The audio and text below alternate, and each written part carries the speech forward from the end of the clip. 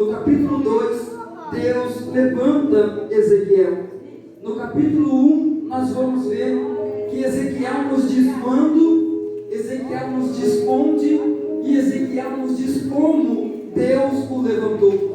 Porque toda chamada tem um quando, tem um onde e tem um como. Toda chamada, toda pessoa que é levantar, ela se lembra quando ela foi levantada, onde ela foi levantada e como Deus a levantou. E nós vimos que no capítulo 1, do versículo 1 ao versículo 3, Ezequiel vai nos dizer quando e onde o vocacionou, quando e onde Deus o chamou, porque toda chamada tem um quando, toda chamada tem um onde. E no capítulo 1, Ezequiel vai dizer quando Deus o chamou. Ele diz no versículo 1, dizendo: e aconteceu no 30º ano, no 5º dia do 4º mês. Alguns acreditavam, diz a história, que era o 30º ano da vida de Ezequiel. Outros afirmam que era o 30º ano do calendário babilônico, porque eles estavam cativos na Babilônia. E há quem diga que era o 30º, diz a história, o 30º ano desde que Ilquias fundou a lei do Senhor. Diz a história que em Jerusalém parecem essas 3 datas. E se nós vamos ver o decorrer da Bíblia, essas 3 datas coincidem. Ezequiel tinha 30 anos de idade. O calendário babilônico marcava o ano 30 na época. E fazia 30 anos que o sacerdote Ilquias, a Bíblia diz que havia fundado a lei em Jerusalém. E nós vimos que ele está se lembrando, Ezequiel agora está se lembrando do quando Deus o chamou. Aí nesta noite, Deus ele nos faz uma pergunta: você se lembra de quando Deus te chamou? Deus ele deixa um ponto de interrogação em nossa mente nessa noite. Você se lembra daquele culto? Você se lembra daquela noite? Você se lembra daquela data aonde Deus te vocacionou? E até os dias de hoje você continua firme e inerrante na presença do Senhor? E até os dias de hoje você continua firme na casa e na obra do Senhor? Então, nesta noite, Jesus nos traz à memória aquilo que nos traz esperança. Quando Deus te chamou? Quando foi? Você tem na sua mente marcado o momento exato quando você teve um encontro com Deus, quando Deus encontrou você, quando você chegou na casa do Senhor e Deus se importou, olhou para você e te chamou para esta obra.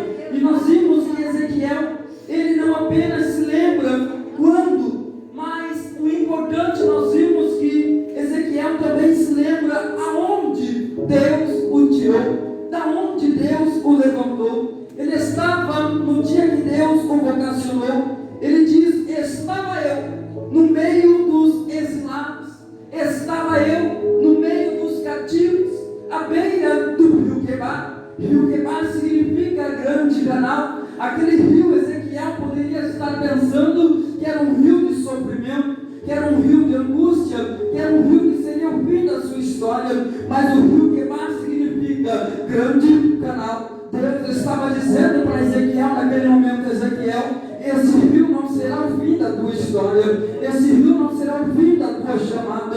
Olha o significado do rio, Ezequiel. Assim como este rio significa grande canal, eu farei de você, Ezequiel, um grande canal de bênção para o meu povo. Eu farei de você, Ezequiel, um porta-voz para o meu povo. Eu te farei de você, Ezequiel, um profeta levantado pelas suas mãos, para que aonde você esteja, um grande canal você possa ser aonde você passar. Ezequiel não estava no meio da elite. Ezequiel não estava no meio dos sacerdotes. Ezequiel não estava no meio dos reis. Ezequiel estava no meio dos cativos. levado cativo para a Babilônia. Estava no meio do povo, estava no meio dos leigos, estava no meio dos anônimos. Ninguém dava atenção, porque profeta que Deus levanta, profeta que Deus ele vocaciona para uma chamada, ele é vocacionado no meio do povo, ele vive no meio do povo. Deus não levanta profeta aqui em cima, Deus levanta profeta aí embaixo e traz aqui para cima, porque aqui em cima é fácil para alguém ser levantado. Primeiro Deus levanta aí embaixo e coloca aqui em cima, para que seja profeta vocacionado, preparado e levantado pelas mãos do Senhor. O problema é que a primeira coisa que nós esquecemos, depois que Deus nos levanta, é de onde nós estávamos antes do chamado de Deus. O problema em nossas vidas não é depois que Deus nos chamou, mas sim nós se esquecemos do lugar da onde Deus ele nos tirou, do lugar da onde ele nos arrancou e nos levantou para ser um profeta. E vai uma pergunta nessa noite, pergunta para alguém que está no seu lado nessa noite, pergunta para ele: você lembra da onde Deus te tirou? Você lembra da onde Deus te arrancou para que hoje você pudesse estar aqui?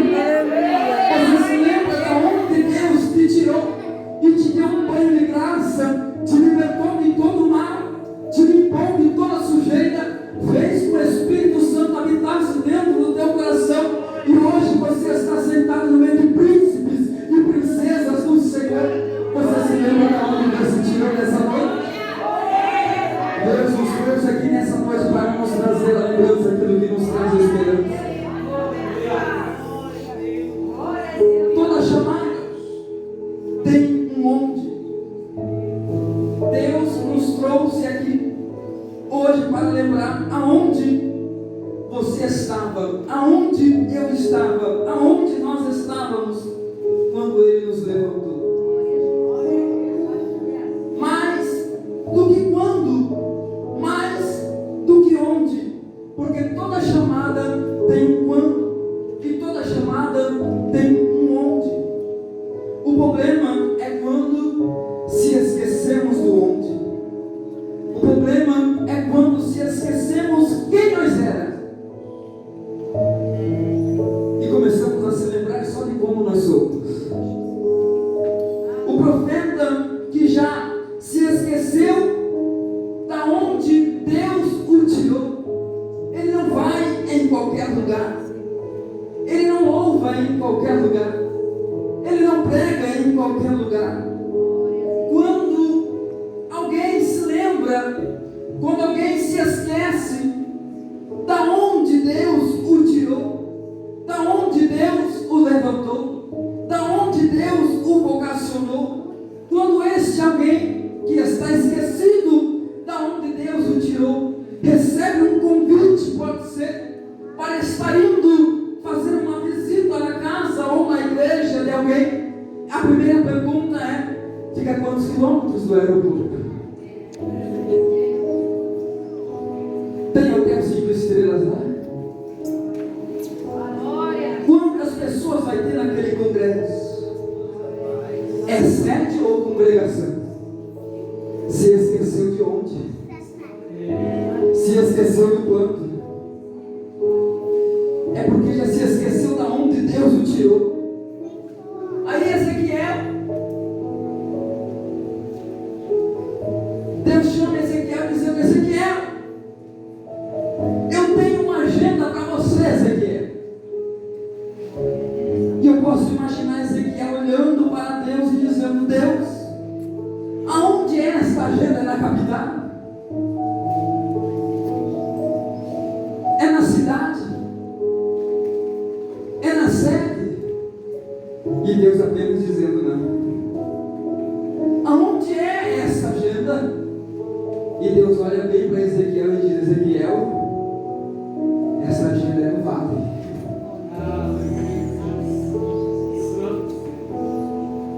E o que tem nesse vale, Senhor? Quantas pessoas vão estar lá me esperando para que eu possa dizendo para Ezequiel: Ezequiel, tem muita gente lá, Ezequiel.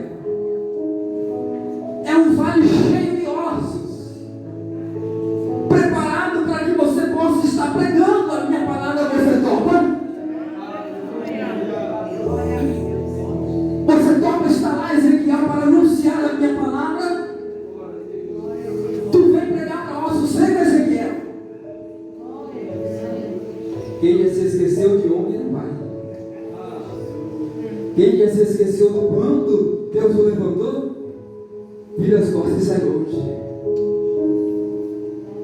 Mas Ezequiel se lembra do quando. Ezequiel se lembra de onde Deus o tirou. E Ezequiel se lembra de como Deus o levantou.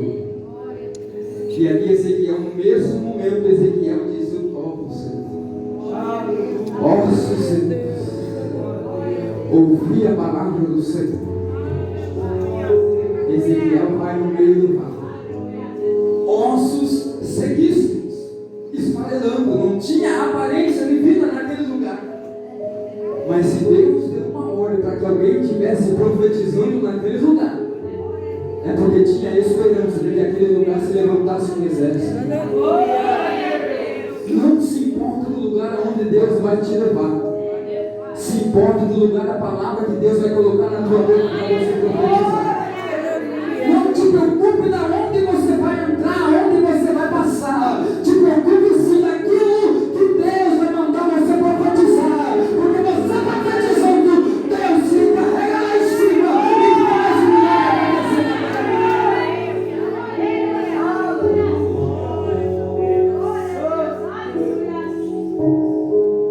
As circunstâncias que envolveram a chamada, a vocação de Ezequiel, são três. Ele diz: eis que se abriram os céus, e eu tive visões de Deus. Eis que veio a palavra do Senhor a Ezequiel, e ali esteve sobre ele a mão do Senhor.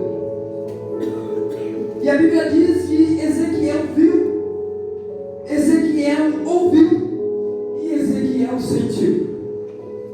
Está na Bíblia. O que ele viu? Visões de Deus. O que ele ouviu? A palavra de Deus. E o que ele sentiu? A mão de Deus sobre a vida dele. Toda chamada é visível, é audível e sensível. Todo aquele que é chamado, antes dele ser chamado, ele viu a sua chamada. Antes dele ser vocacionado, ele ouviu alguém o chamando. E antes dele ouvir, dele ver, dele ser levantado, ele sentiu alguém o levantando. Todos nós que estamos aqui nessa noite somos levantados por Deus. Então nós ouvimos, nós vimos e sentimos o que Deus tem preparado para as nossas vidas.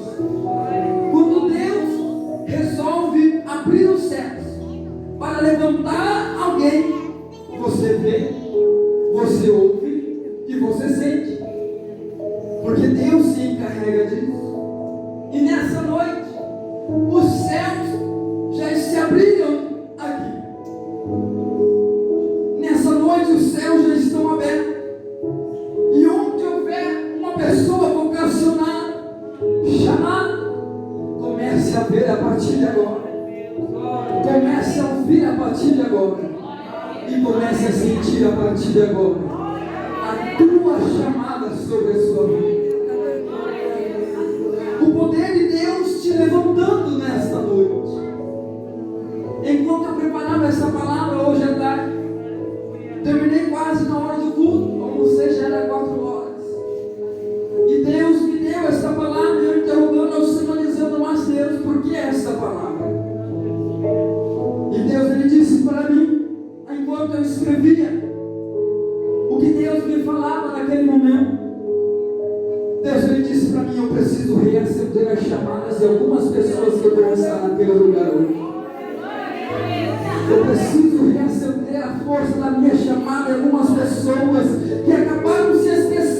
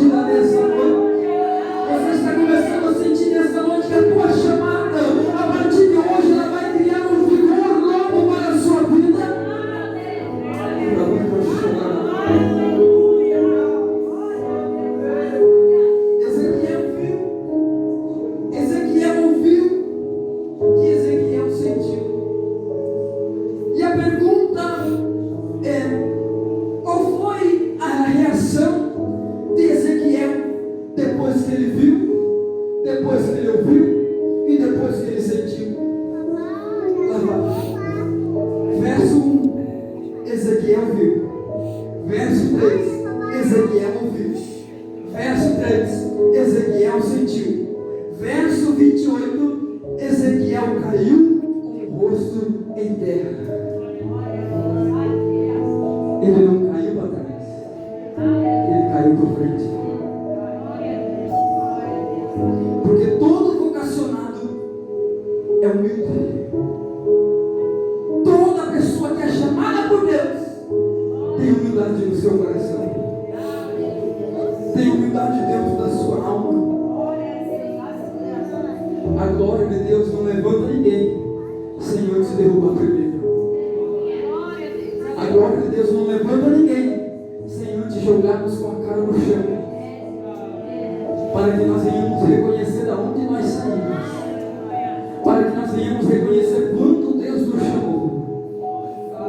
Nessa noite Deus vai te trazer a memória aquilo que te traz esperança. Eu sinto uma graça de Deus nesse lugar. Nessa noite a glória de Deus não vai te levantar. Nessa noite a glória de Deus vai te derrubar, para depois te levantar. Mas derrubar como? Ele vai fazer você trazer a memória quem eu era, que Deus me formou para que hoje eu seja essa pessoa. Nessa noite você vai sair daqui agradecendo porque Deus fez tudo na sua vida, porque Deus aperfeiçoou tantas coisas na sua vida. E temos alguns exemplos. A glória de Deus derrubou Daniel. A glória de Deus derrubou Paulo. A glória de Deus derrubou João na ilha de Patmos. A glória de Deus derrubou Ezequiel no capítulo 1. Mas o Espírito o levantou no capítulo 2. A glória derruba no capítulo 1. O Espírito levanta no capítulo 2. Porque o diabo primeiro ele levanta para depois te derrubar. Mas Deus primeiro te derruba para depois te levantar. Agora você vê que é invertido os valores. Tem pessoas que primeiro quer ser levantado, quer ficar no auge, mas não sabe que primeiro para estar de pé, primeiro tem que ser derrubado. Mas para que eu tenho que ser derrubado? Porque tem algumas coisas que Deus tem que precisar tirar de dentro do meu coração. Tem algumas coisas que Deus precisa mudar dentro da minha vida, para depois Ele me levantar como profeta na terra.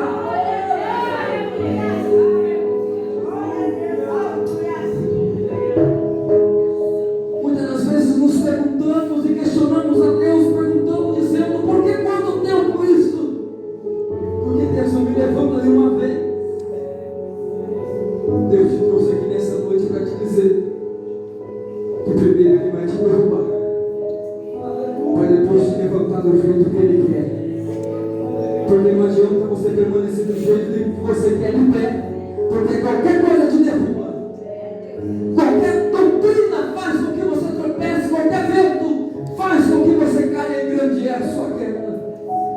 Mas depois que Deus te derrubar, e depois que Ele te levantar, pode ficar tranquilo.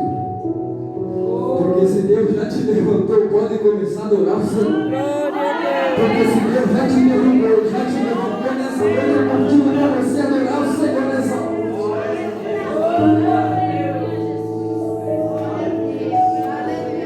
Quando o diabo levanta, ele mesmo derruba. Porque ele não honra ninguém. Ele não tem honra nem para ele mesmo.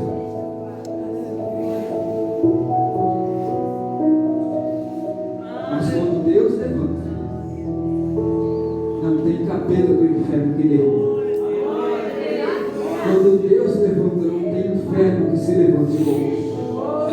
Quando Deus derruba e depois levanta do jeito que Ele quer, pode vir tempestade, pode vir fornalha, pode vir cova, pode vir o que for, você passa por cima dele, porque Deus já te levantou. Você pode até chegar com a cara no chão, mas depois que Deus te levantou,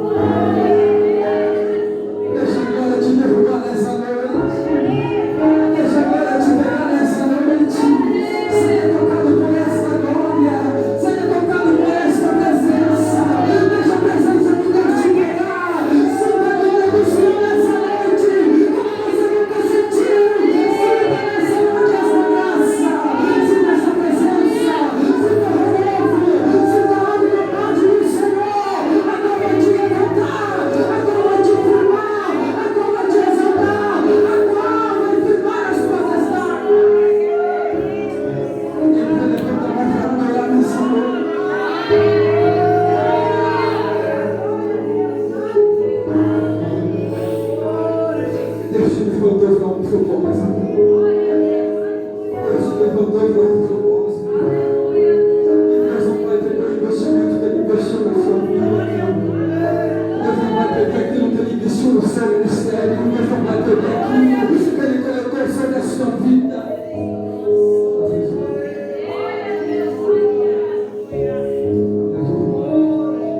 Deus não vai permitir que Ele investiu na sua vida.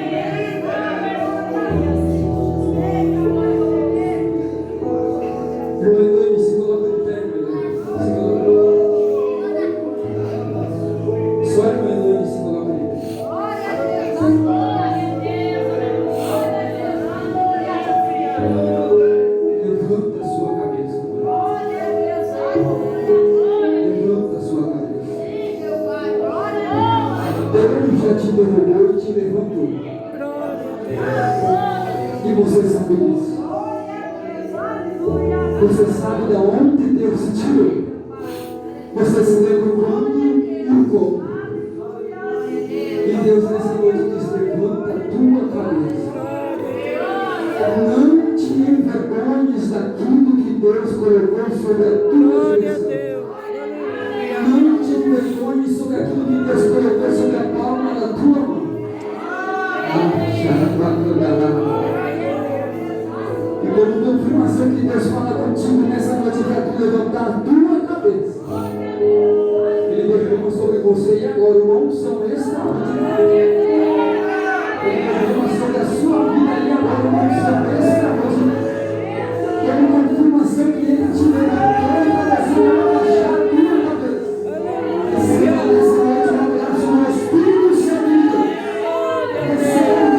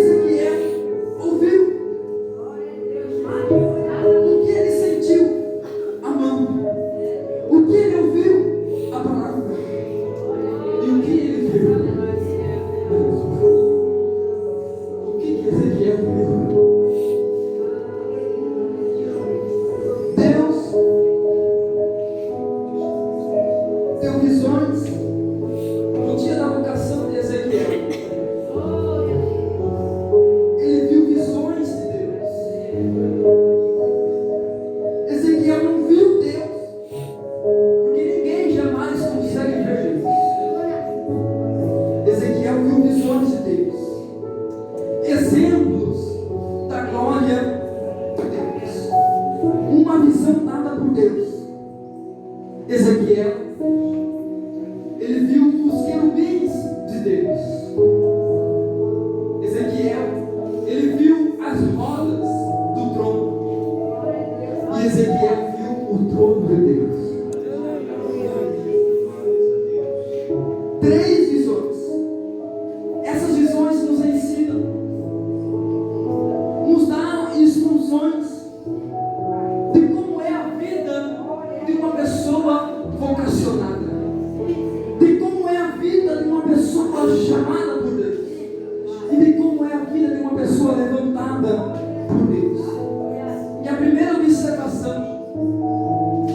Que nós vimos da visão que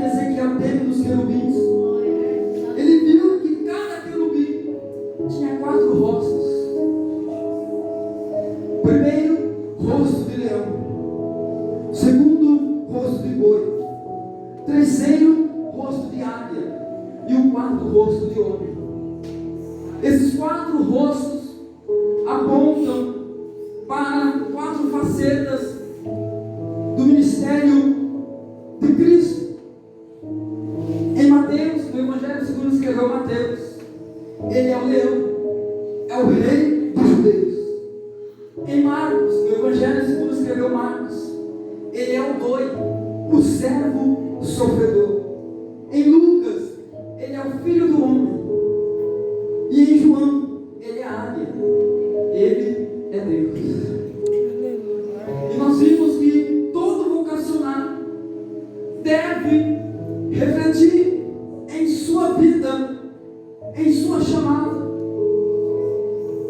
essas 4 fases do ministério de Cristo, essas 4 visões: leão, boi, águia e homem.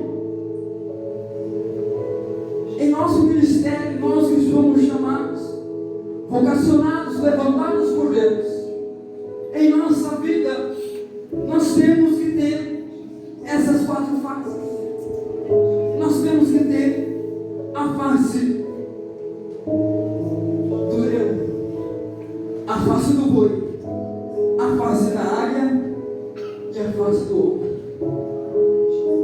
que é a inteligência de Deus. Pega na mão de alguém que está no seu lado nessa noite e diga para ele: glória a Deus, aleluia. Você é vocacionado. Você é vocacionado. Então receba a coragem de um leão. Receba a resistência de um boi. Receba a visão de uma águia. E receba a inteligência de um homem.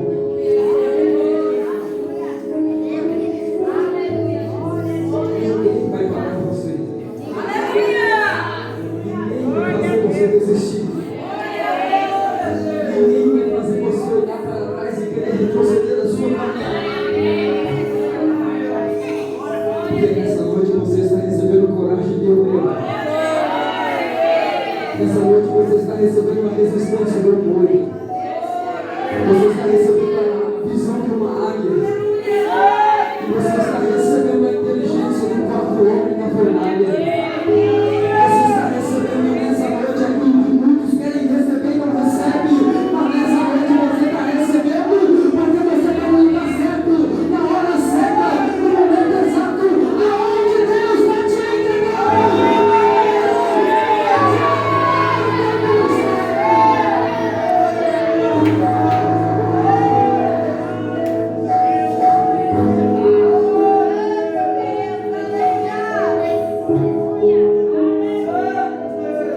Pega a coragem do leão nessa noite. Pega a resistência de um boi nessa noite sobre a sua vida. Pega a visão de uma águia nessa noite. Pega a inteligência de um homem chamado Cristo, Jesus ressurreto. O leão da tribo do Judá, a raiz de Jessé, o alfa, o ômega, o princípio e o fim, a brilhante estrela da manhã, aquele que foi morto, mas no terceiro dia ele ressuscitou.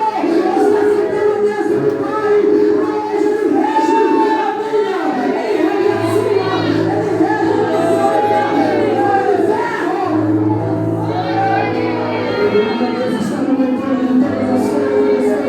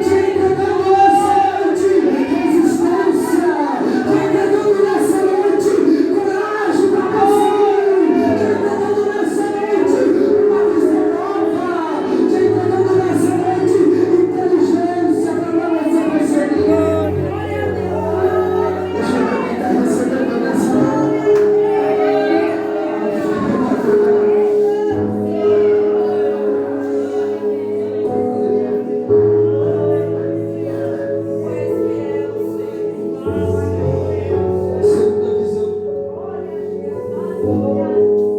A Bíblia diz que cada querubim tinha 4 asas. 2 delas se abriram. E em cima, 2 delas se abriram, sinal de prontidão. Estavam prontos. As asas dos querubins não estavam dobradas, estavam abertas.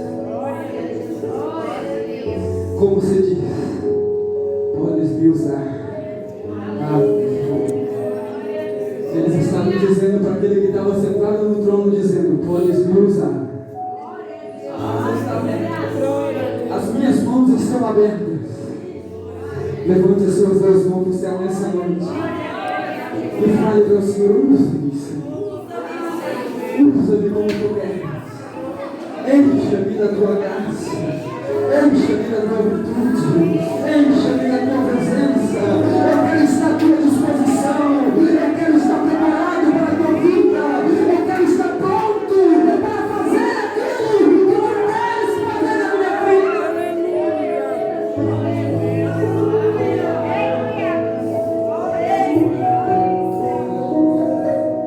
Essas 2 asas abertas em cima se unem, diz a Bíblia, uma a do outro, mas eles não batiam uma asa na outra.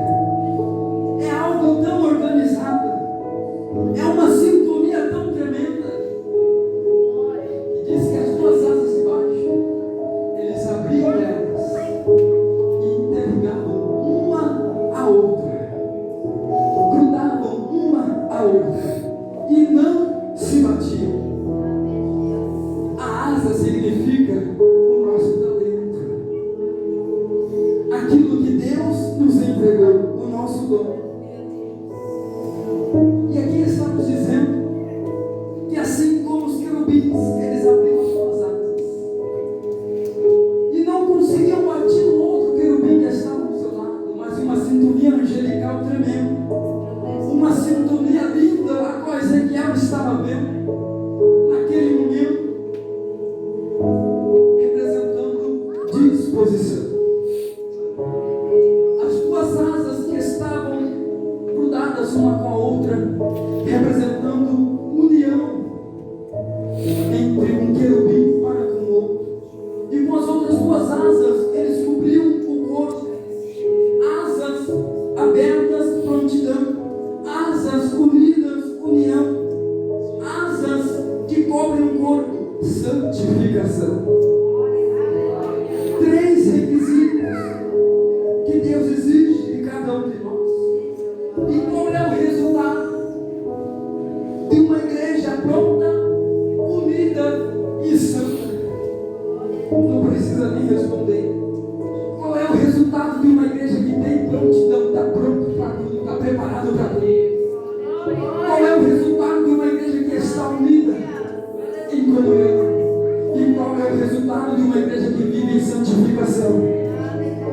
O resultado de uma igreja que está pronta, o resultado de uma igreja que vive em união, o resultado de uma igreja que vive em santificação é que ela caminha só para a frente, ela caminha só para o alto, ela caminha só em direção à sua frente, porque a Bíblia diz que, o texto diz que cada qual andava para a sua frente. Não tem como obedecer esses 3 requisitos e voltar para trás.